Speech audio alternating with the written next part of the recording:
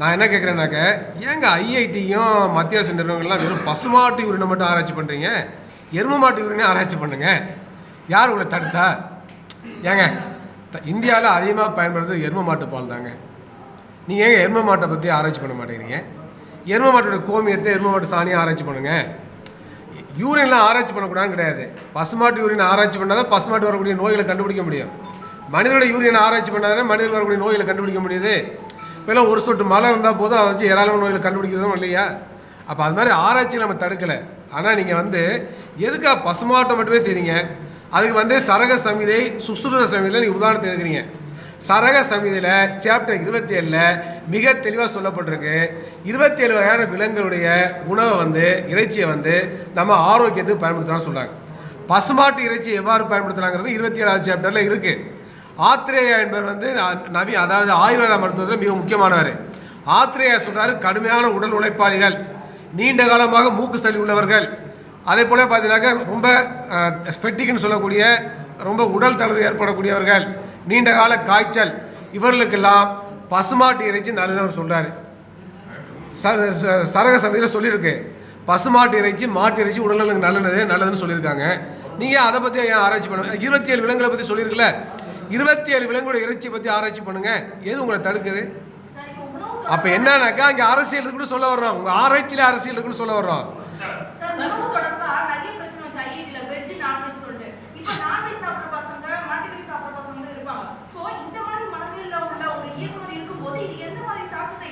மிக மோசமான விளைவுகளை ஏற்படுத்தும். மக்களை மாணவர்களை மத ரீதியாக பிரிக்க பார்க்குறாங்க.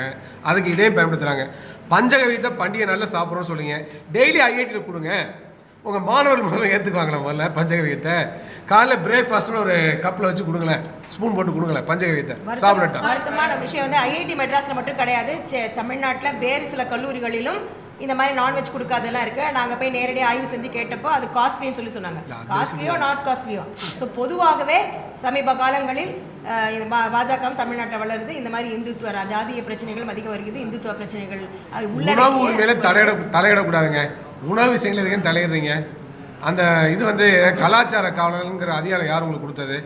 யார் யாருக்கு என்னென்ன உணவு சாப்பிட்டா சாப்பிட்டு போட்டோம். நீங்கள் அதில் போய் தலையிடுறீங்க.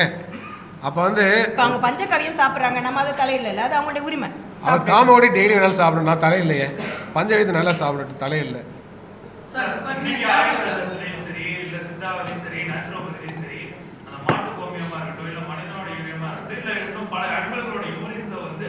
மருத்துவமா பயன்படுத்துறாங்க. ஏன்னா நான் பர்சனலா அதை எக்ஸ்பீரியன்ஸ் பண்ணதுனால நான் சொல்றேன். அதை மருத்துவமா பயன்படுத்தும் போது கவர்மெண்ட்டுக்கு இது தெரியாதா? இல்ல, கவர்மெண்ட் தெரியும். கவர்மெண்ட் ஏன்னா ஆயுர்வேதா இதெல்லாம் கவர்மெண்ட் அங்கீகரிச்ச கவர்மெண்ட் அங்கீகரிச்ச ஒரு விஷயத்தை முன்னெடுத்து கிளாஸா கூட பல இடங்கள்ல பல காலேஜ்ல நடக்குது. எக்ஸாம்பிள் ஒன்றிய அரசு கொள்கை அது சாதகமாக இருக்குது. அதுக்கடுத்து புரோட்டோ சயின்ஸ் ஆதிகால மருத்துவம். ஆதிகால மருத்துவத்தில் பார்த்தீங்கன்னாக்க இந்தியாவிலையும் சரி, நோய்களுக்கு காரணம் இருக்குது. அந்த நோய்களை மருந்து கொடுத்து குணப்படுத்துங்கிற கான்செப்டே இல்லாமல் இருந்த காலம் ஒன்று உண்டு. நோய்கள் நமக்கு மேலே உள்ள சக்தினால வருது, பாவ புண்ணியத்தினால வருதுன்னு கோட்பாடு உண்டு. அப்போ நோயை குணப்படுத்தணும்னா சில தேவதைகளை திருப்திப்படுத்தணும், மந்திரங்கள் சொல்லலாம், தாயத்து கட்டிக்கலாங்கிற நம்பிக்கை உலகம் முழுவதும் இருந்திருக்கு. அப்போ அப்படிப்பட்ட காலகட்டத்தில் நோய்களை மந்திரங்கள் சொல்லி குணப்படுத்தலாம், மாந்திரிக செய்தி குணப்படுத்தலாம், மேஜிக் மூலமாக குணப்படுத்தலாம். ஒரு காலகட்டத்தில் மருந்துகளுக்கு காரணம் இருக்குது, நோய்களுக்கு காரணம் இருக்குது, அவற்றை மருந்து கொடுத்து குணப்படுத்தலாம்னு மனுஷன் கண்டுபிடிக்கிறான். பார்த்தீங்களா? அது அறிவியலில் ஒரு பாய்ச்சல், அறிவியலில் மிகப்பெரிய முன்னேற்றம். அவ்வாறு வருகின்ற பொழுது பண்டைய காலத்தில் பல்வேறு நாடுகளையும் மூலிகைகளை பயன்படுத்த ஆரம்பிக்கிறாங்க. தாவரங்களில் மூலிகைகளில் மருத்துவ குணங்கள் பயன்படுத்த ஆரம்பிக்கிறாங்க. அவ்வாறு பயன்படுத்த ஆரம்பிக்கிறப்ப எந்தெந்த மூலிகையில் என்னென்ன மருத்துவ குணங்கள் தெரியாது. அப்போ சில இது அவங்கள அடைஞ்சிருக்காங்க. அப்போ என்ன நினைக்கிறான மனுஷன் அந்த காலகட்டத்தில், இந்த மாடுகளும் ஆடுகளும் ஏராளமான தாவரங்களை உணவு கொள்ளக்கூடிய விலங்குகளும் ஒரே நேரத்தில் ஏராளமான தாவரத்தை சாப்பிடுது. தாவரம்னா மூலிகை. அப்போ ஏராளமான தாவரங்களை மூலிகையில் சாப்பிடுது.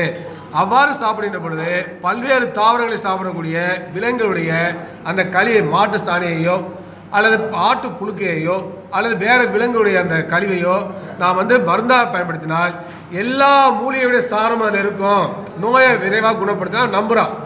எனவே அதை மருந்தாக பயன்படுத்தலாம். இது ஒரு அறிவியல் ரீதியான முன்னேற்றம்னா அறிவியல் ரீதியான முன்னேற்றம். ஆதிகால மருத்துவத்தில் அது முன்னேற்றம். மருந்தல் மூலமாக நோயை குணப்படுத்த முடியாதுன்னு கருதப்பட்ட ஒரு காலத்தில் மூலிகையை பயன்படுத்தலாம். பல்வேறு தாவரங்களை சாப்பிடக்கூடிய மூலிகைகளை சாப்பிடக்கூடிய விலங்குடைய ஸ்தானத்தில் கூடுதல் மருத்துவ பயன்படுத்தணும்னு சிந்திக்கிறான் பார்த்தீங்களா? அது மிகப்பெரிய சயின்டிஃபிக் அட்வென்ச்சர்னு சொல்லலாம். ஆனால் அதை வந்து நீங்கள் பயன்படுத்த முடியுமா? அவன் அந்த காலகட்டத்தில் மைக்ரோஸ்கோப் கிடையாது, எலக்ட்ரான் மைக்ரோஸ்கோப் கிடையாது, சாணி மூலமாக பரவக்கூடிய நோய்களை பற்றி தெரியாது, யூரின் மூலமாக பரவக்கூடிய நோய்களை தெரியாது. எனவே அதை மருந்து பொருளாக பயன்படுத்தினாங்க. அது அன்றைக்கி சயின்ஸு.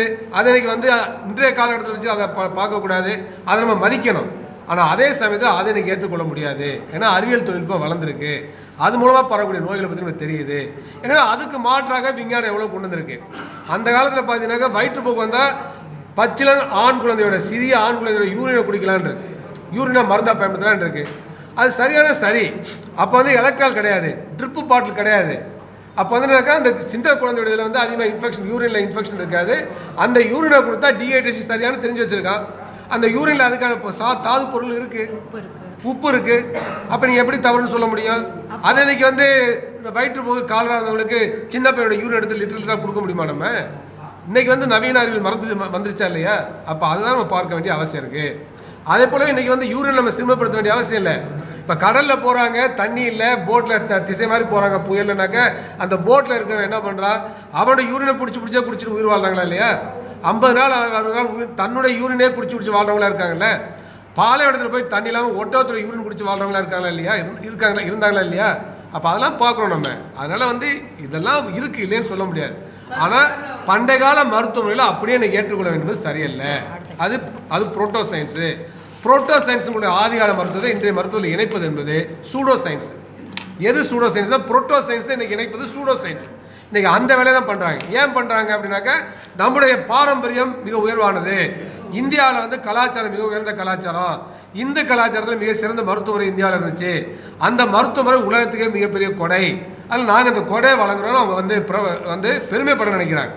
அதனால பண்டைய மருத்துவ முறைகளெல்லாம் இன்னைக்கு வந்து ஊக்கப்படுத்துறாங்க பிஜேபி அரசாங்கம்.